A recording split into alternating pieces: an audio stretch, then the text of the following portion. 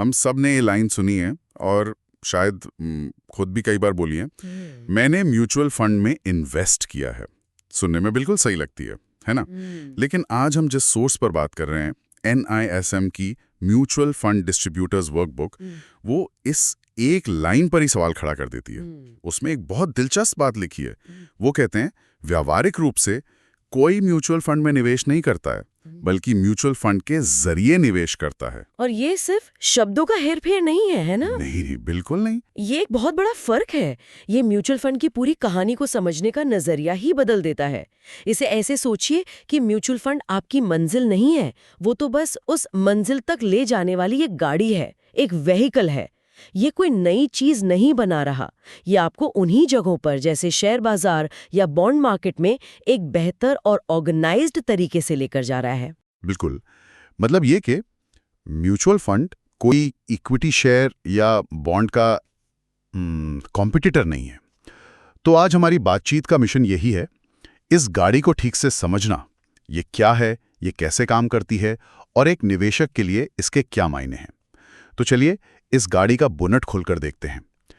परिभाषा के हिसाब से म्यूचुअल फंड एक ट्रस्ट के रूप में बनाया गया एक स्ट्रक्चर है। इसका मतलब क्या हुआ? देखिए, इसका मतलब है कि ये एक ऐसी कानूनी व्यवस्था है जो निवेशकों के पैसे की हिफाजत के लिए बनाई गई है। इसका पहला काम है हम जैसे कई छोटे बड़े निवेशकों से पैसा इकट्ठा करना। हाँ। और उसका एक बड़ा सा पूल बना देना। और फिर उस बड़े पूल को पहले से तय किए गए मकसद के हिसाब से अलग अलग जगहों पर इन्वेस्ट किया जाता है, जैसे कि अलग अलग कंपनियों के शेयर्स, सरकारी बॉन्ड्स या सोना। और सबसे ज़रूरी बात, हमें और आपको इस सब की टेंशन लेने की ज़रूरत नहीं है। ये काम करने के लिए प्रोफेशनल फंड मैनेजर्स होते हैं। यहीं पर म्यूचुअल फंड का सबसे ज़रूरी कॉन्सेप्ट आता है, जिससे सोर्स पास थ्रू व्हीकल कहते हैं। पास थ्रू व्हीकल सुनने में थोड़ा टेक्निकल लगता है बहुत आसान। इसका मतलब है कि म्यूचुअल फंड की गाड़ी खुद कुछ नहीं कमाती, वो बस एक पाइपलाइन की तरह है। इन्वेस्टमेंट से जो भी फायदा या नुकसान होता है वो सीधा निवेशकों यानी यूनिट होल्डर्स को पास कर दिया जाता है। एक मिनट, ये बात बहुत जरूरी है। मतलब जो एसेट मैनेजमेंट कंपनी यानी AMC जो ये सब कुछ मैनेज कर रही है, उसे मुनाफे का कोई हिस्सा नहीं मिलता? बिल्कुल नहीं। AMC को सिर्फ अपनी सर्विसेज के लिए एक तय फीस मिलती है, जिसे हम एक्सपेंस रेशियो कहते हैं। उनका काम है गाड़ी को अच्छे से चलाना और मेंटेन करना। वो मुनाफे में हिस्सेदार नहीं है, और यही चीज निवेशक के हित को सबसे ऊपर रखती है। कैसे? क्योंकि अगर AMC को मुनाफे का हिस्सा मिलता तो शायद वो बहुत ज्यादा रिस्क लेने लगते। यहाँ उनका मकसद है फंड को लगातार अच्छा परफॉर्म कराना, ताकि ज्यादा से ज्यादा लोग उनकी सर्विस इस्तेमाल करें। हाँ, ये बात समझ में आई। मतलब AMC का हित इस बात से जुड़ा है कि वो निवेशकों का भरोसा बनाए रखे, ना कि एक ही बार में बड़ा मुनाफा कमा ले।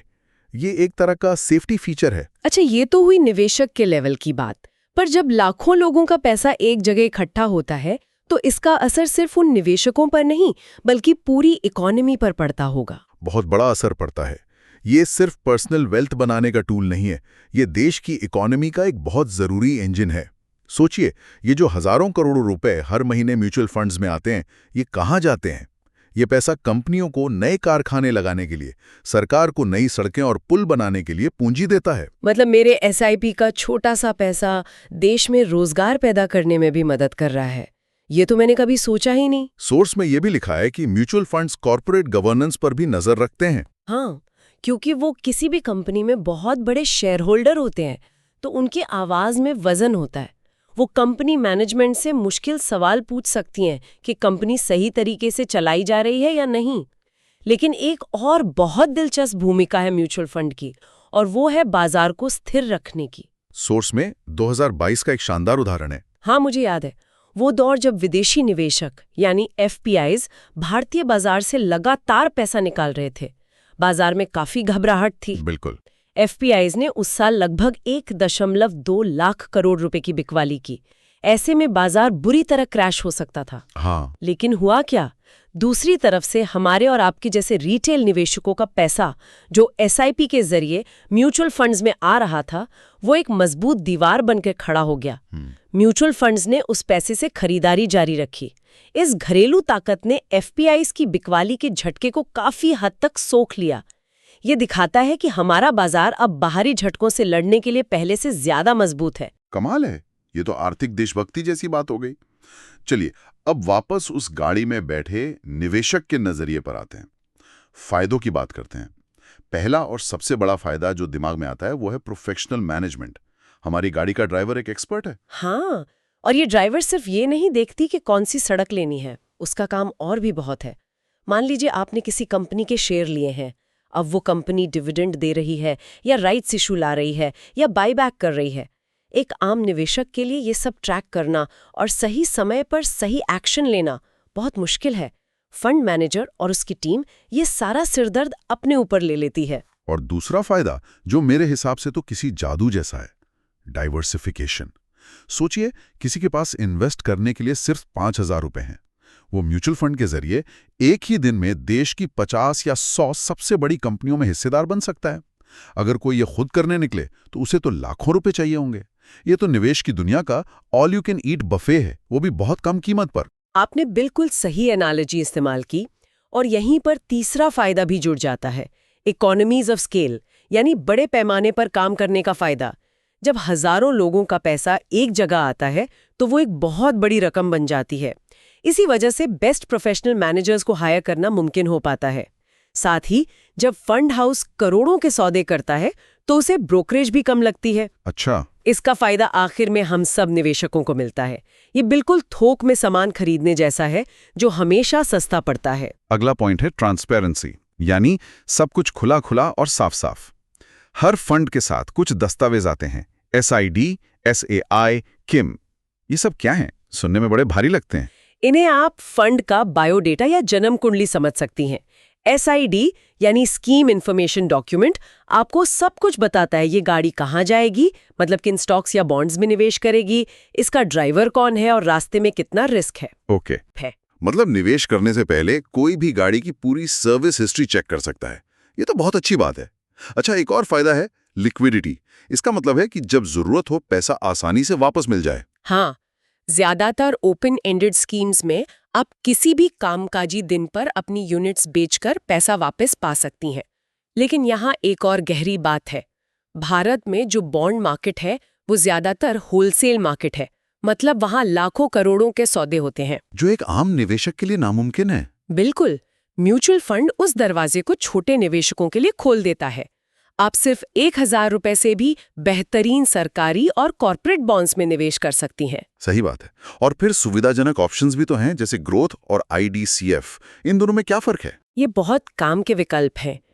ग्रोथ ऑप्शन का मतलब है कि आपका जो भी मुनाफा होगा वो वापस उसी फंड में इन्वेस्ट हो जाएगा। इससे आपका पैसा और तेजी से बढ़ता है। इसे कंपाउंडिंग की पावर कहते हैं। ये उन लोगों के लिए है जो लंबी अवधि के लिए पैसा बना रहे हैं। दूसरी तरफ IDCW यानी इनकम डिस्ट्रीब्यूशन कम कैपिटल विड्रॉल उन लोगों के लिए है जिन्हें रेगुलर इनकम चाहिए, जैसे रिटायर्ड लोग। इसमें फंड समय समय पर मुनाफे का कुछ हिस्सा निवेशकों को देता रहता है। और SIP, SWP, STP जैसे टूल्स तो हैं ही जो निवेश में अनुशासन लाते हैं। SIP यानी सिस्टमैटिक इन्वेस्टमेंट प्लान तो अब घर घर में जाना जाता है। वैसे एक और छुपा हुआ फायदा है टैक्स का। इसे टैक्स डेफरल कहते हैं। Tax deferral? हाँ, जब म्यूचुअल फंड को अपने निवेश पर कोई डिविडेंड या ब्याज मिलता है तो उससे उस पर टैक्स नहीं देना होता। वो पूरा पैसा स्कीम में ही वापस इन्वेस्ट हो जाता है। निवेशक को टैक्स सिर्फ तब देना होता है जब वो अपनी यूनिट्स बेचकर मुनाफा कमाता है। अच्छा, इससे आपका पैसा टैक्स फ्री बबल में ज्यादा तेजी से बढ़ता है। ये सब सुनने में तो बहुत आकर्षक लगता है, लेकिन मुझे एक सवाल परेशान कर रहा है। अगर ये इतना ही आसान और फायदेमंद है तो हर कोई अमीर क्यों नहीं बन जाता? जरूर इस गाड़ी में कुछ चुनौतियां या सीमाएं भी होंगी। सिक्के का दूसरा पहलू भी तो होगा। बिल्कुल, और उन्हें समझना बहुत जरूरी है। पहली कमी, जैसा कि सोर्स बताता है, वो है पोर्टफोलियो कस्टमाइजेशन की कमी। आप गाड़ी में तो बैठ गए, पर आप ड्राइवर को ये नहीं बता सकते कि कौन सी गली से जाना है या कहाँ रोकना है। हाँ। फंड मैनेजर अपने हिसाब से तय करेगा कि पैसा कहाँ लगाना है। आपका उस पर कोई कंट्रोल नहीं होता। इसकी तुलना में पोर्टफोलियो मैनेजमेंट सर्विसेज यानी PMS होती हैं, जहां निवेशक का ज्यादा कंट्रोल होता है, पर वो बहुत बड़ी रकम के लिए होती है ना। सही कहा। PMS एक पर्सनल टैक्सी की तरह है और म्यूचुअल फंड एक आरामदायक बस की तरह। बस अपने तय रूट पर ही चलेगी। दूसरी सीमा है चॉइस ओवरलोड। ओह हाँ, जब मैं कोई म्यूचुअल फंड ऐप खोलती हूँ तो स्क्रीन पर 2000 स्कीमें आ जाती हैं। Large cap, flexi cap, balanced advantage, multi cap. मेरा तो सिर चकरा जाता है। एक आम इंसान इतने विकल्पों के समंदर में सही मोती कैसे ढूंढे? ये तो बहुत बड़ी समस्या है। ऐसा लगता है जैसे एक सुपरमार्केट में 100 तरह के टूथपेस्ट रखे हैं और आपको समझ नहीं आ रहा कि कौन सा खरीदें। ये एक वाजिब समस्या है और इसी को सुलझाने के लिए नियामक संस्था सेबी ने कुछ साल पहले म्यूचुअल फंड्स का कैटेगराइजेशन एंड रैशनलाइजेशन किया। अच्छा, उन्होंने हर कैटेगरी के लिए नियम तय कर दिए, जैसे कि एक लार्ज कैप फंड को अपनी ज्यादातर रकम देश की 100 सबसे बड़ी कंपनियों में ही लगानी होगी। अच्छा, इससे एक रूपता आ गई। हाँ, इससे निवेशकों के लिए सेब की तुलना सेब से करना आसान हो गया है। और तीसरी और शायद सबसे महत्वपूर्ण सीमा, कोई गारंटीड रिटर्न नहीं है। सही बात है। ये कोई बैंक की फिक्स डिपॉजिट नहीं है कि आपको 7% मिलेगा ही मिलेगा। बिल्कुल नहीं। याद है हमने कहा था कि ये एक पास थ्रू व्हीकल है। हाँ, इसका मतलब है कि अगर बाजार रूपी सड़क अच्छी है तो आपकी गाड़ी तेज भागेगी और आपको अच्छा रिटर्न मिलेगा। लेकिन अगर सड़क खराब है या बाजार गिरता है तो आपकी गाड़ी की वैल्यू भी कम होगी। रिटर्न पूरी तरह से बाजार के उतार चढ़ाव और फंड मैनेजर की काबिलियत पर निर्भर करता है। लागत का भी एक पहलू है। एएमसी जो फीस लेती है वो हमारे रिटर्न को कम करती है। हाँ, लेकिन उस पर भी सेबी ने सख्त सीमाएं लगा रखी हैं कि कोई भी स्कीम निवेशकों से अधिकतम कितना खर्च ले सकती है। और अच्छी बात यह है कि कंपटीशन की वजह से कई फंड्स उस सीमा से काफी कम खर्च पर काम कर रहे हैं, जिसका सीधा फायदा निवेशकों को मिलता है। ठीक है, तो फायदे और नुकसान दोनों की तस्वीर अब साफ हो रही है। एक बार जल्दी से ये भी देख लेते हैं कि ये गाड़ियां कितने तरह की होती हैं, ताकि श्रोताओं को एक बेसिक आइडिया मिल जाए। मोटे तौर पर इन्हें कुछ आधारों पर बांटा जा सकता है। पहला है स्ट्रक्चर के आधार पर। इसमें 3 तरह की गाड़ियां हैं। पहली ओपन एंडेड, ये सिटी बस की तरह है। आप जब चाहें चढ़ सकते हैं और जब चाहें उतर सकते हैं। दूसरी क्लोज्ड एंडेड। ये एक स्पेशल टूरिस्ट ट्रेन की तरह है जो यात्रा की शुरुआत में ही टिकट बेचती है और यात्रा खत्म होने पर ही आप उतर सकते हैं। लेकिन बीच में निकलना हो तो? हाँ, बीच में आप अपनी टिकट किसी और को स्टॉक एक्सचेंज पर बेच सकते हैं। और तीसरे होते हैं इंटरवल फंड्स, जो इन दोनों का मिला जुला रूप है। दूसरा आधार है मैनेजमेंट के स्टाइल पर, एक्टिव और पैसिव। एक्टिव फंड का ड्राइवर वो है जो शॉर्टकट और बेहतर रास्ते ढूंढकर आपको मंजिल तक जल्दी पहुंचाने की कोशिश करता है। वो लगातार रिसर्च करके बेस्ट शेयर चुनता है। पैसिव फंड का ड्राइवर बस गूगल मैप्स फॉलो करता है, मतलब वो किसी इंडेक्स जैसे निफ्टी 50 की हूबहू नकल करता है और उसी के बराबर रिटर्न देने की कोशिश करता है। तो इसमें ड्राइवर की ज्यादा भूमिका नहीं होती। नहीं, इसलिए सस्ते भी होते हैं। आजकल ये पैसिव फंड्स जैसे इंडेक्स फंड और ईटीएफ काफी पॉपुलर हो रहे हैं। इतने पॉपुलर कि सेबी ने इनके लिए हाल ही में म्यूचुअल फंड लाइट का एक नया और भी सरल ढांचा पेश किया है। इसका मकसद है कि पैसिव फंड्स को चलाना और भी सस्ता और आसान हो जाए, ताकि निवेशकों को कम लागत वाले और अच्छे विकल्प मिले। ये दिखाता है कि मार्केट किस दिशा में जा रहा है। और तीसरा वर्गीकरण तो सबसे आसान है कि गाड़ी जा कहाँ रही है, यानी इक्विटी फंड, डेट फंड वगैरह। हाँ, इक्विटी फंड वो है जो शेयर बाजार की सवारी कराते हैं। डेट फंड एक सेफ हाईवे की तरह है जो बॉन्ड्स में निवेश करते हैं और स्थिर रिटर्न्स देने की कोशिश करते हैं। और फिर गोल्ड फंड है जो सोने में निवेश करते हैं। हर किसी की जरूरत और रिस्क लेने की क्षमता के हिसाब से अलग अलग तरह की गाड़ियां मौजूद हैं। तो इस पूरी बातचीत को अगर हम समेटें तो कुछ खास बातें निकल कर आती हैं। पहली और सबसे जरूरी बात, म्यूचुअल फंड एक मंजिल नहीं बल्कि उस तक पहुंचने का एक जरिया है, एक गाड़ी है। दूसरी बात, ये गाड़ी हमें प्रोफेशनल ड्राइवर, डाइवर्सिफिकेशन, कम लागत और पारदर्शिता जैसे कई फायदे देती है जो अकेले हासिल करना बहुत मुश्किल है। ये छोटे निवेशक को बड़े खिलाड़ियों के बराबर खड़ा कर देती है। और आखिर में ये समझना सबसे जरूरी है कि इस गाड़ी में बाजार का रिस्क हमेशा शामिल रहता है। रिटर्न की कोई गारंटी नहीं होती और अपनी यात्रा शुरू करने से पहले गाड़ी की पूरी जानकारी लेना बहुत जरूरी है। बिल्कुल। और यहाँ मैं श्रोताओं के लिए एक सवाल छोड़ना चाहूंगी। अगर हम ये मान लें कि म्यूचुअल फंड एक गाड़ी है जो हमें बाजार की सड़क के जरिए हमारी वित्तीय मंजिल तक ले जाती है, तो एक निवेशक को किस पर ज्यादा ध्यान देना चाहिए? गाड़ी चलाने वाले ड्राइवर यानी फंड मैनेजर के स्किल पर, या उस सड़क यानी बाजार की मौजूदा हालत पर जिस पर गाड़ी चल रही है? ये बहुत ही गहरा सवाल है, क्या एक बेहतरीन ड्राइवर खराब सड़क पर भी गाड़ी निकाल सकता है, या एक अच्छी सड़क पे एक साधारण ड्राइवर भी मंजिल तक पहुंच ही जाएगा? मुझे लगता है एक सफल निवेश की रणनीति इसी सवाल के जवाब में छिपी है, और शायद इसका जवाब दोनों के सही संतुलन में है।